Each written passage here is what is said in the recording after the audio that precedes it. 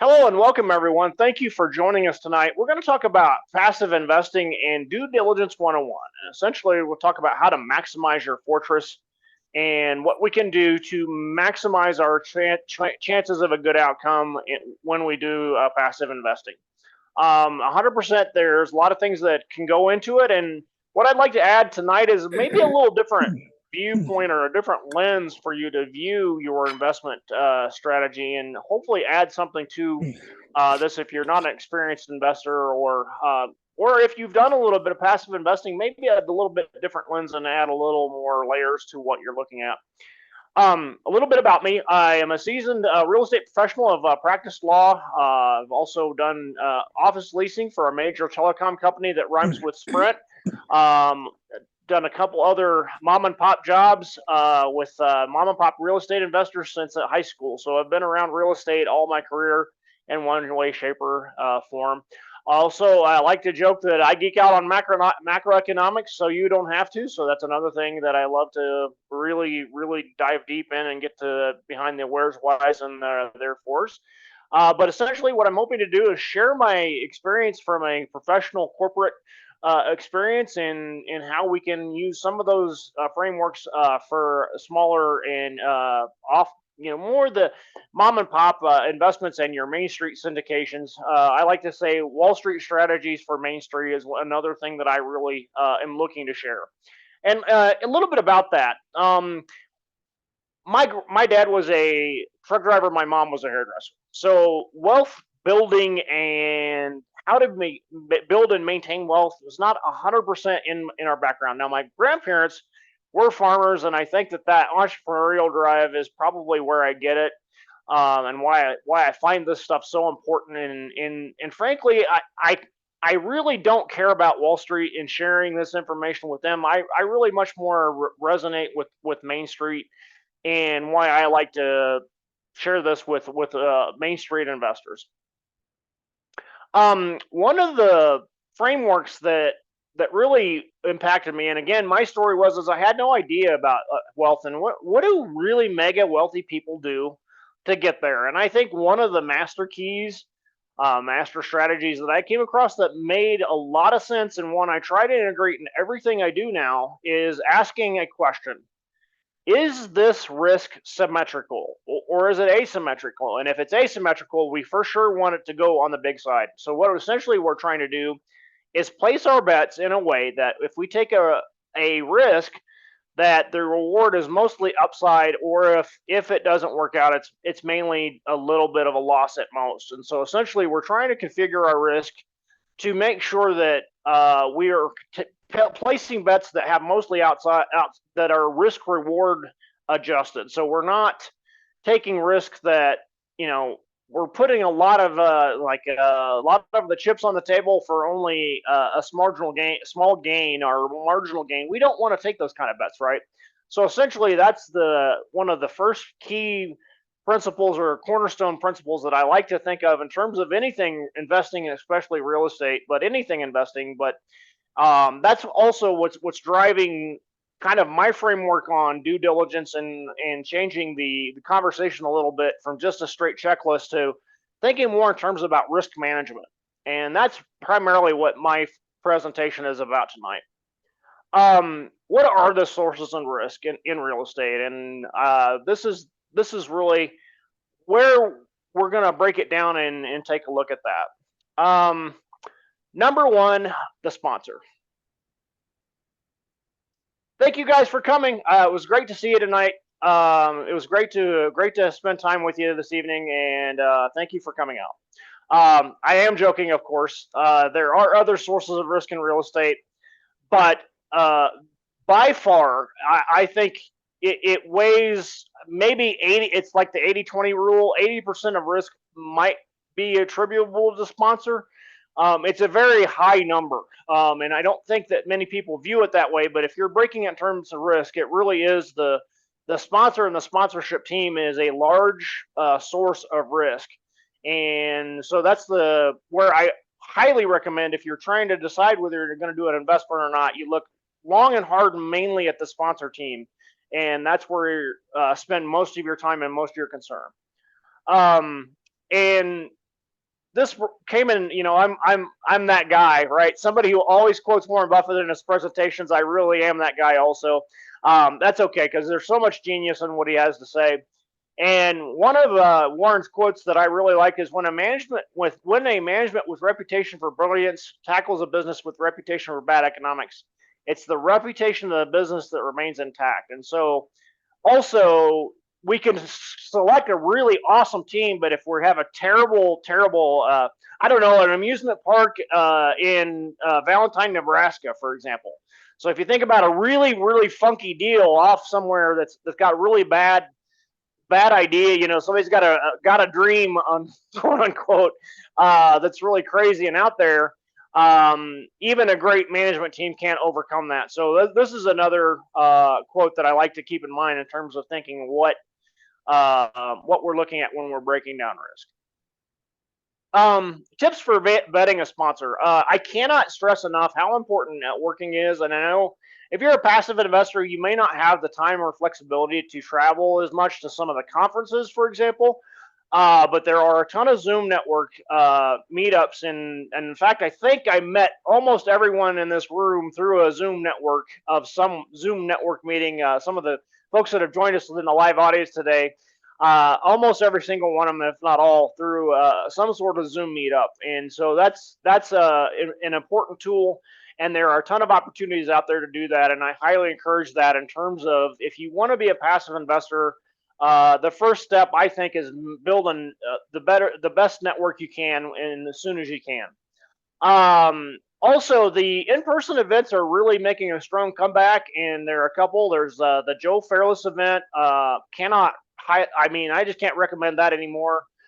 Joe Fairless has done a tremendous job, and I have a tremendous respect for what they've done in that. There's MM5 in Orlando. There's a couple of really outstanding Texas meetups as well that we can recommend. And for sure, if you get a hold of us, we can absolutely get you in the right track on which ones are pretty good, and we've gotten some great feedback on. But back to vetting a sponsor, I think one of the things that's really important is try to think about your values and do their values align? It's like partnering 101. How do our values line up? And I think it's really important. You might think, hey, well, this deal's really great, but if you don't align with the sponsor's values, I think you're going to be unhappy anyway. Even if you get perfect economics, I think there's a good chance you won't enjoy the process, and so that's a big one I like to recommend. Another one that I like to include, and I hear about this a lot. This is not my idea. I picked this up from other LPs that I've met.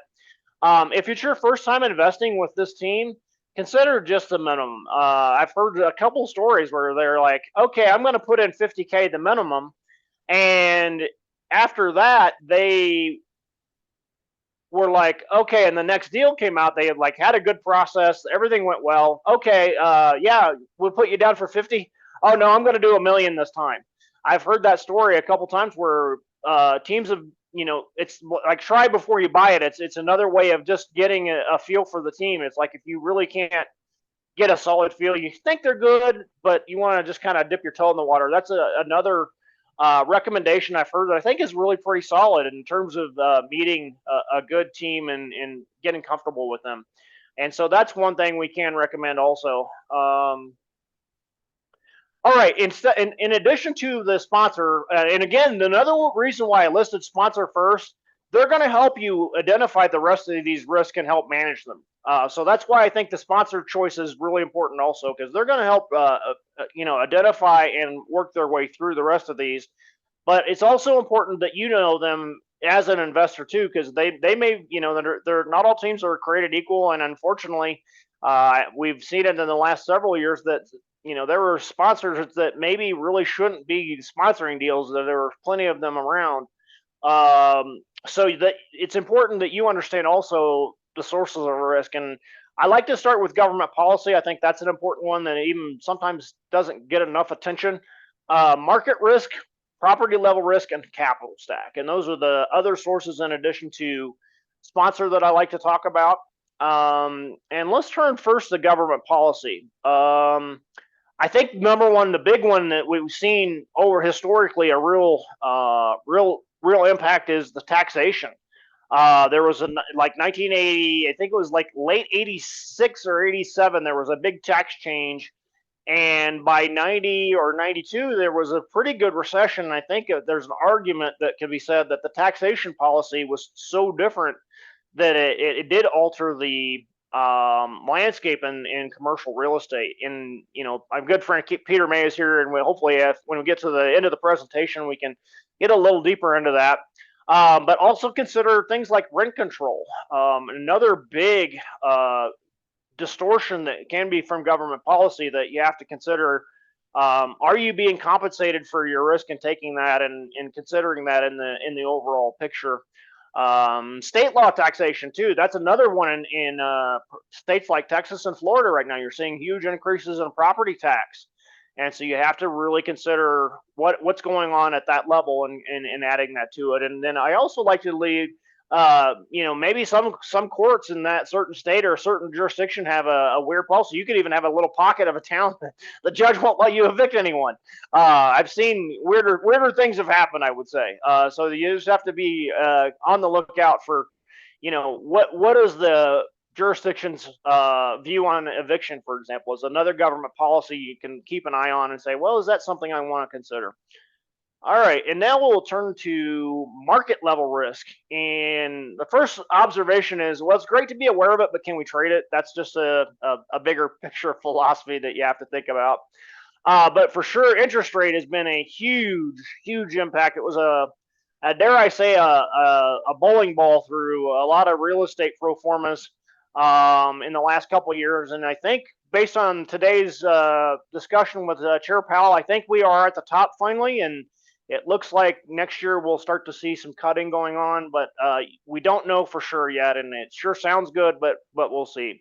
At the market level of unemployment, also at the state and federal level, so there are pockets where things may be going better property wise, and let's say, for example, in a strong town like Texas, there might be a difference. Like I remember the last recession, you know, the states like California got hit pretty hard, but Dallas didn't really ever stop. It slowed down, but it did not stop, and there are going to be pockets where employment just keeps chugging along. And then also can consider, and this is where we start to blur the line between market level risk and property level risk, is the supply of competitive product, for example.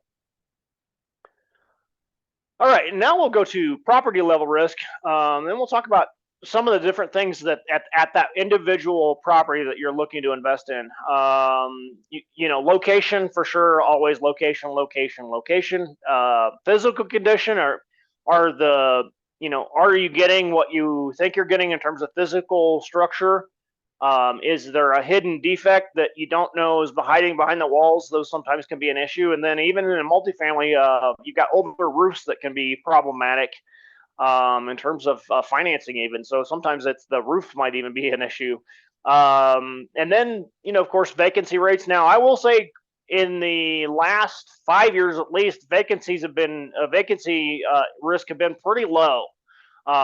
Supply and demand factors have been really favorable for multifamily, and I think even in moving through past this current cycle of where we're seeing distress, which we'll get to in multifamily in just a minute, I think the underlying demographics are still pretty strong in most cases, but we'll get to that in just a minute. And then, of course, the tenant makeup of the property. What's the most common job, for example, on that property? Is the most common job a programmer for Google or a methamphetamine dealer? So the most common occupation of the property level is really, I think, very, very critical, and one of those things you really want to have a strong look at as you're looking at looking at the leases and discussing that with the sponsor of the project that's bringing you the investment.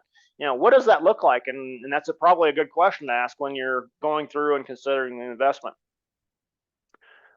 All right, and we'll turn now to the capital stack, and this is really important, I think, right now. Especially, we're seeing a huge distress in multifamily, for example. Other property classes for different reasons, also, but multifamily is, I think, on the verge of a major disruption. I think because we're kind of out of time, and what happened is the fundamentals have been great, and so everybody's rushing in to buy multifamily. Really love it. And then a lot of these deals were financed on 3% bridge deals, and what that meant is it was a three or 5 year period where they have very low interest rates, and unfortunately, when the interest rate hikes really cranked up, now they're really in a fix because you can't refinance the deal. It no longer financially is feasible.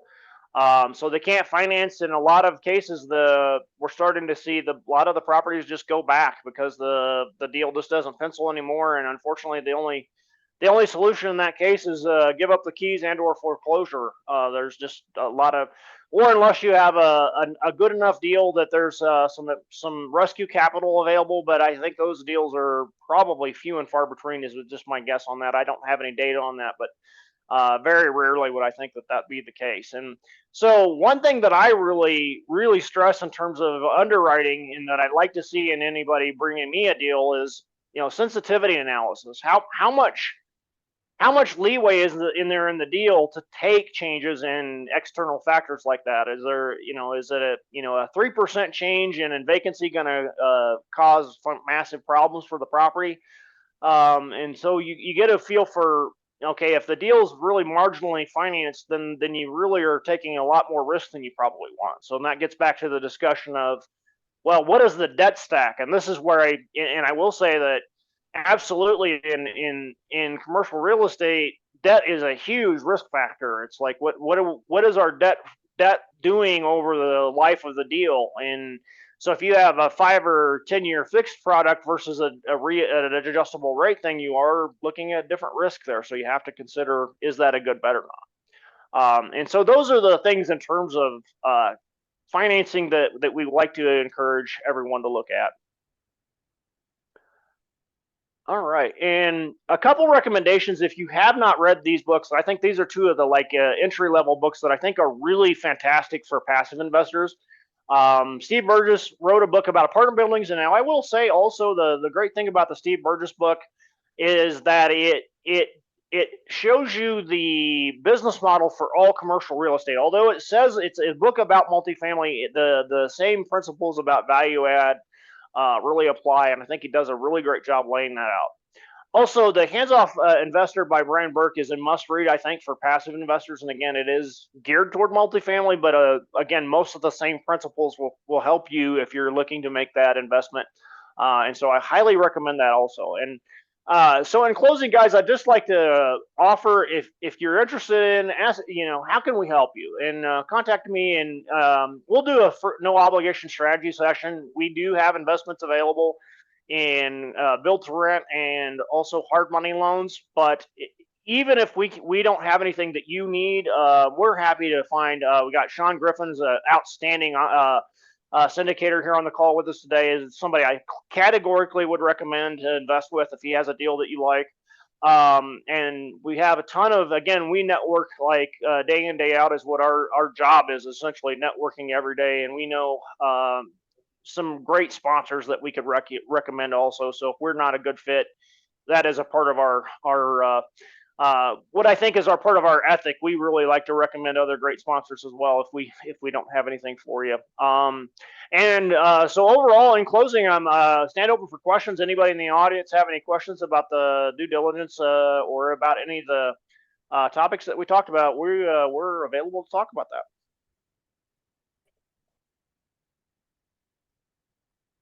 I'll jump in. Good evening, Peter. Hey, Douglas. Hey, Sean. How are you? Both of you. What? Peter has a comment? I'm shocked. Yes. Sister dearest, you know what? The thing that when I was looking at your slide that was talking about other variables, and it's kind of like when we're looking at financial planning. So we're trying to figure out what people's lives are like.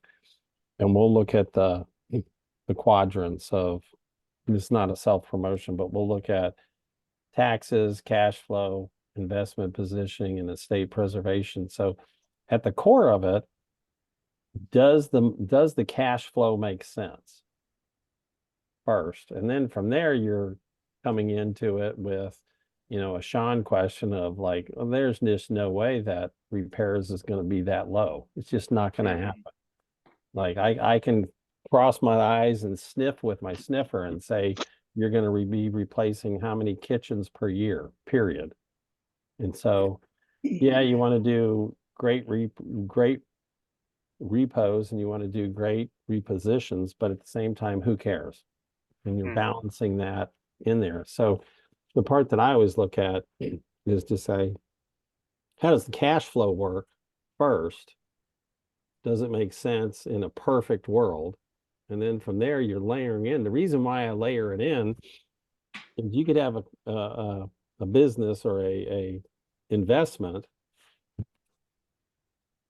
This investor is in the 40% bracket. This one's in the 10% bracket. So cash flow is the first cut for me. And then you get into well, depending on what part of Colorado you're in and whether they like multifamily or not, or rentals or not, you're getting through all that political junk. And then you're sitting out there and saying, okay, for this investor, one of the questions that we're asking for an investment is, does it have the ability to have discriminatory distributions? So Sean, he's formally retired from the W-2 world, but just making money hands over fist because he's just, doing well. Margaret's still a slave to the W-2 of her husband. And so their tax bracket may be different than others. But if you got a guy like Sean on your team or as an investor that says, I don't really care about the cash flow distribution. I care about my equity. I'm willing to let you accumulate cash because in the next 6 months, 12 months, I was just on a call from the investment group that we're with that says this rebound is going to be a very tough whiplash. Because we went from one catastrophic, oh my God, we got to raise rates. And gee, we got an election coming within the next 10 months. We got to drop rates. So now the market hit 37,000 for the first time.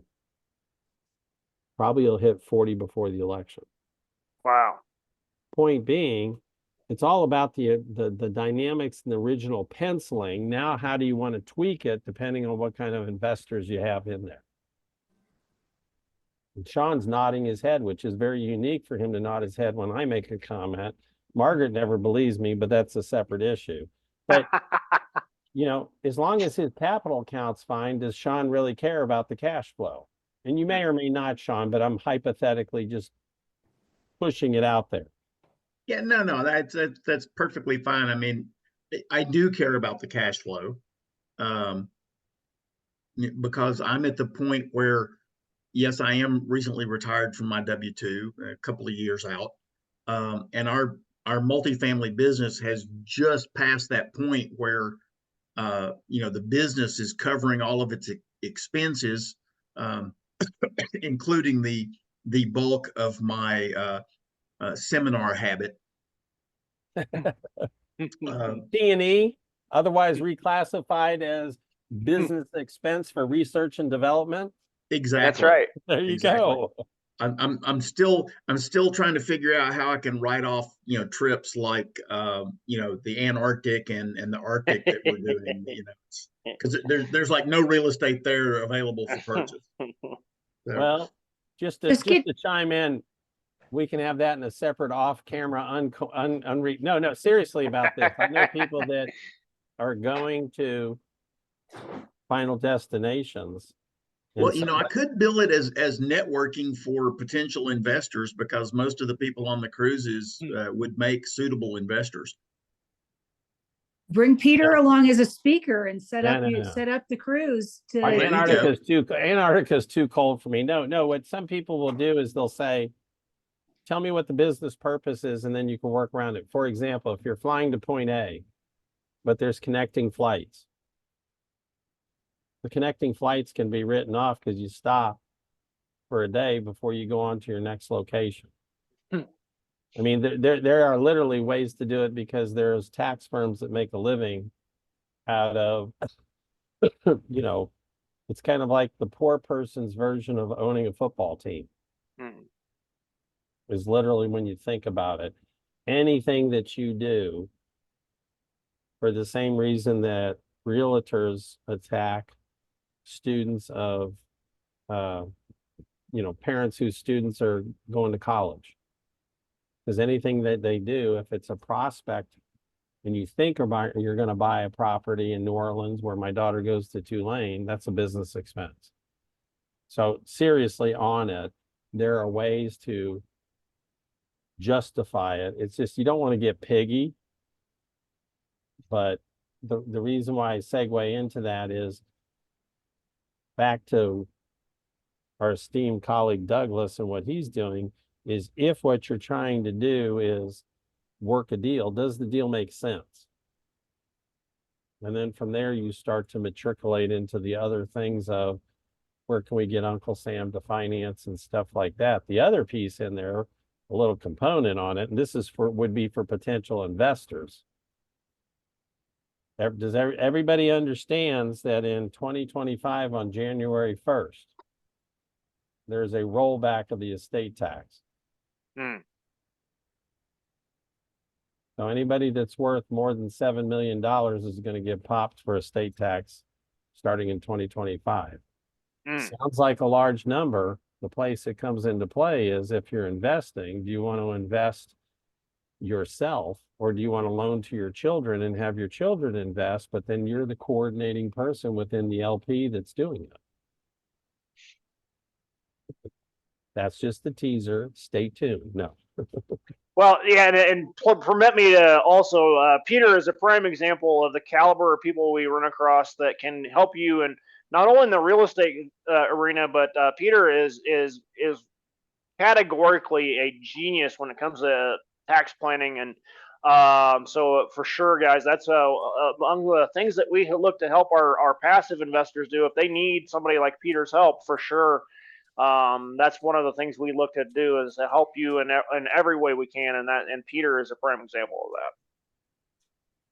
So, Peter, what is your experience with the various trust structures? I know from a tax perspective, the revocable trust structures are less useful for avoiding taxes than some of the other structures. And I'm just learning about this, so I may not even be asking the question the right way. No. There are, first of all, there's two tax structures that you're looking to manipulate: the estate tax and the income tax. And so what happens, for example, when you die, so Sean and Bride Beautiful, we'll call her that, right? Sean and Bride Beautiful are amassing an estate, and do you have children? Yeah, we've got 4 between us. Okay. And of your 4 children, do you care whether or not you pass your estate on to them or not? And I'm just trying to be very comical yet serious about it. Well, we want some of it to go to the children, and then we have other plans for probably 80% of the estate. Okay, so there's some people that will sit there and say, okay, as I'm amassing my fortune, depending on what the rules are, if you're amassing a fortune that's over X millions of dollars, anything over that, unless it's going to charity, is going to be taxed at 50%. Now you've got the income tax portion, and you're correct. Taxation within a trust is brutal. It goes to the highest bracket very quickly, but it depends. But that's only if it comes out of the trust. Correct. And so, but at the same time, this gets back to investment allocation versus investment location.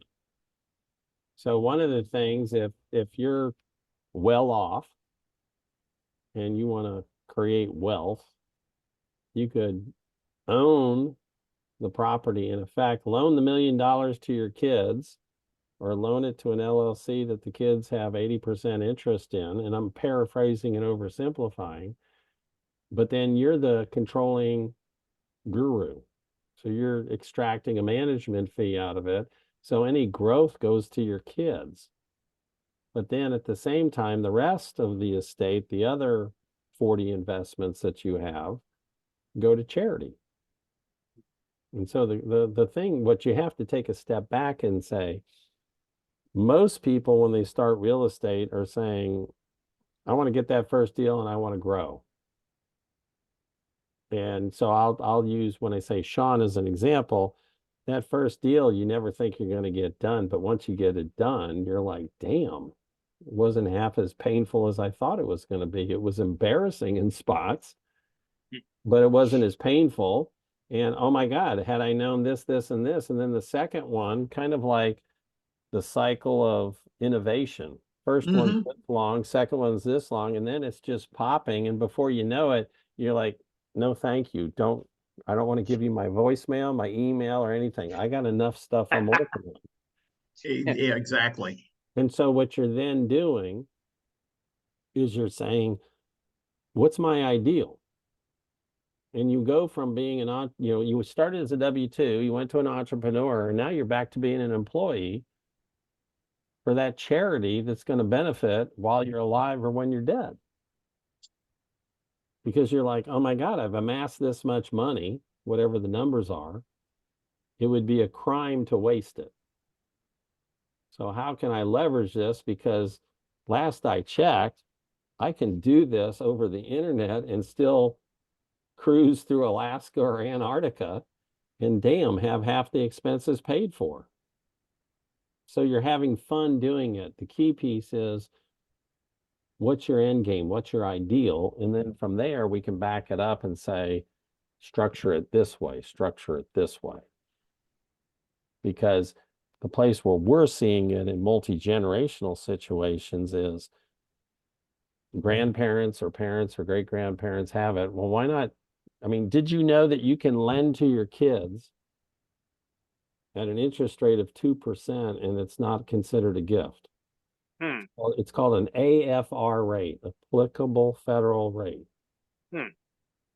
So if you give your kids money, then it's a gift and it goes against your estate, and you don't want to do that because you don't want to give them nothing.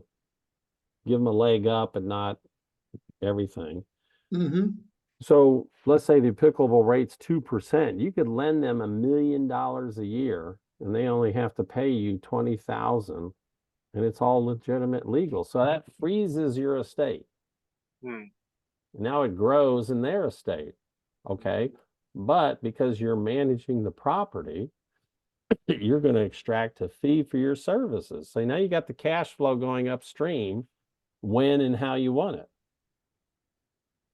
which is great. But at the end of the day, it's still about the deal. Yeah. Once the deal works. Yeah, the deal's got to work. The deal's got to work. Then once the deal works, then you bring in, the suits, the ties, the surgeons that are going to make this hot mess look like a movie star. Does the deal work, and does the deal work for your plan? And the part about, does it work first? First, does it work, and is it sellable? Like, would Sean not laugh at you for what you presented him in the underwriting? Or is that cakewalk? Now, how do you, I got to bring you in. How do you relate to these other three people? Hi, Peter. Thank you. I'm, related, not related. I've met them in meetups. Have not been to very many meetups lately. I'm still, recovering from having terrible COVID, so my brain's kind of slow right now. Sorry to hear that. She lurks in a lot of the same places we do online. I was just curious because I just wanted to, because that by me knowing a little bit about you, then I can pick on you and my fact pattern that always develops. And because then you can understand how it works. So are you new to the business? Done your deal? I'm Done your I'm deal? probably the greenest one here. Okay. In fact, I know I'm the greenest one here. I'm invested in just a small fund as an LP. Mm-hmm. It's made me incredibly nervous because the moment I put those funds over, everything started to go upside down. And I don't understand this well enough, and which is a little embarrassing for myself. I'm on camera, of course, but I'm embarrassed because I help people with their wealth management strategies. Where are you located? What city? I'm in Washington State. Okay. So the way I was recently instructed to invest was through my revocable living trust. Mm-hmm. Not sure if that was the greatest strategy, but that was what it was exercised to me. So I got curious about a charitable remainder trust for future. That's when Sean brought that up, that's what kind of I'm thinking you're talking about, but maybe not, because it's something I'm still investigating. Well, I'll give the elusive concrete answer. It depends. Right. Now, and part of it first is everybody on this screen has been embarrassed at some point. They really had to tell you. And will be again. Yeah. Will be again. For It's sure. like Yeah. the only thing that can mitigate that and or prevent it is if you have enough courage, and I think you do, to say, I'm not always the smartest person in the room. Or if I think I'm the smartest person in the room, you have a colleague that can rope you in and bring you down to earth. I have one I work with, Margaret's met, and he's wonderful, but he's somebody that every once in a while will say, what the F are you talking about? Or won't let me talk or something. So my recommendation on that is to have a partner, a friend, somebody that you can just sit there and say, oh my God, I just, and I'll go back to, I always go back to high school, college, or after college years, depending on whether you went or not. Everybody had a wingman, a wing person. Okay. And whether it's alcohol or romance, you're sitting there saying, oh my gosh, is he really hot or not? Or is she hot or not? But you have somebody you can bounce the ideas off of. So what you've done isn't wrong. It may not be perfect. Indeed. And that's okay. The only thing what I cared I'm about curious, was Kate, getting myself moving forward. I just had to start yeah, moving forward, so that's what I did. and Kay, I'm curious if next time out, I'm gonna speculate that you learn something in the process that you're like, next time I do it, I'm gonna do that differently. I learn different things every day that I know that I either have to adjust or pivot or make better, do better, which is fine. As long as I'm learning, that's the goal. As long as I'm growing forward, that's the goal. Well, Excuse me. let's take what Sean just said. He was asking about, well, what should own this? I think I've heard about trust, but I heard they suck from a tax standpoint, and I'm paraphrasing it. But it's like, well, from an income tax standpoint, they're not the best. But from an estate standpoint, and so here's my example. So let's say mom and dad are worth $10 million. Dad dies because actuarially the man goes first. Sorry, guys, but your life just is Facts. Yeah. it's a fact of life. So dad dies, he takes his $5 million and it goes into a trust for the benefit of surviving spouse. And then when she dies, it goes to the kids. Mhm. So he has escaped the estate tax because his 5 million didn't get taxed. Mom has her wealth that she's generating. Any investments in any potential real estate should be done out of dad's trust. For the most part, because it's already into generation number 2. The kids are growing. Yeah, they got to pay income to mom. But if it's not throwing off a lot of income, which is okay, she has her 5 million to live off of. So you're now playing the arbitrage. It would be kind of like, let's say you had 2 properties, and I'll go back to Sean. You got 2 properties and you got an extra 100 grand laying around. If you put it in property 1, you can jack up the rents and recover your money within a year. Property 2 would take 2 years to recover. You may do it 50-50 because you know property 1, you're going to get your money back quicker, but you don't want to alienate your tenants on property 2. That's what these 2 trusts are, because dad's trust, because he's dead,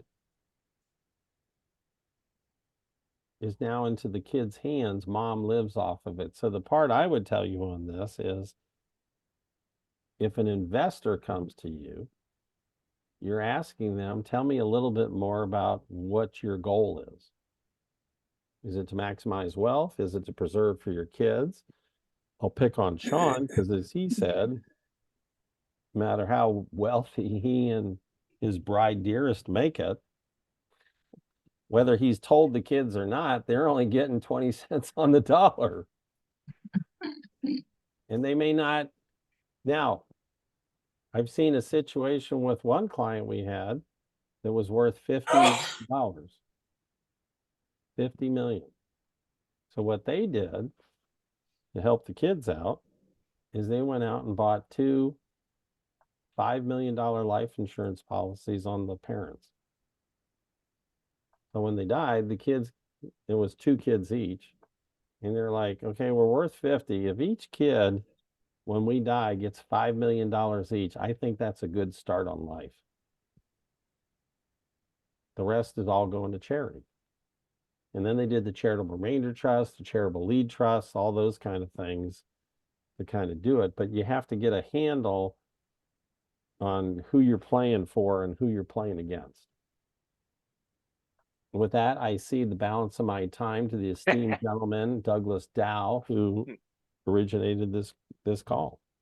Well, Peter, thank you again so much. Every single time I get to spend some time with Peter, I learn some stuff and practical ways on hopefully, and what we're all trying to do is either be that as it may, whether you want to take care of your kids. I mean, all I have is a Chihuahua, and I'm not that crazy to leave the 50 million to a Chihuahua, but for sure, whatever you're trying to do, what do you we're got here. against dogs? Okay, come on, what's the problem? Well, I love her to pieces, but if I live longer than she does, she's not going to live in an estate with a butler. I'll put it that way. So you have a problem with Miss Helmsley? I think that was a little out there for me. That was a little out there for me. Yeah. That was a little what do you mean? The dog has a butler now. It's you. Well, the facts. These are big facts, Sean. 100%. And it reminds me of my favorite joke. The difference between Sean, the difference between cats and dogs? Dogs have their people. Cats have staff. Yes, exactly. Absolutely. That sums it up nicely. Guys, any other questions? Kay, anybody, any other questions about tonight's presentation or anything we covered with Peter tonight? No question. I just, if anybody's interested in kind of what got me started talking about the trusts, I was at a meetup that was a Christmas meetup that was hosted. And these guys were presenting, and they had several different people presenting, and this was one of the groups, the Nexus. I cannot vouch for or against them because I'm still in the process of learning all this stuff myself, but they've got a website out there that's got a bunch of info on it. And I'm going to check it all out. For sure. And also I must give an invitation too, if you're watching this and you come across an asset protection seminar, please slow down a little bit. Let Peter and I take a look at it for you also, because some of the asset protection ideas out there are just hot garbage. And a 2 or 5K course where for free, I'll tell you what you should be thinking in terms of generally, and then we'll find you good legal counsel like Peter that can help you set up a good asset protection program as well.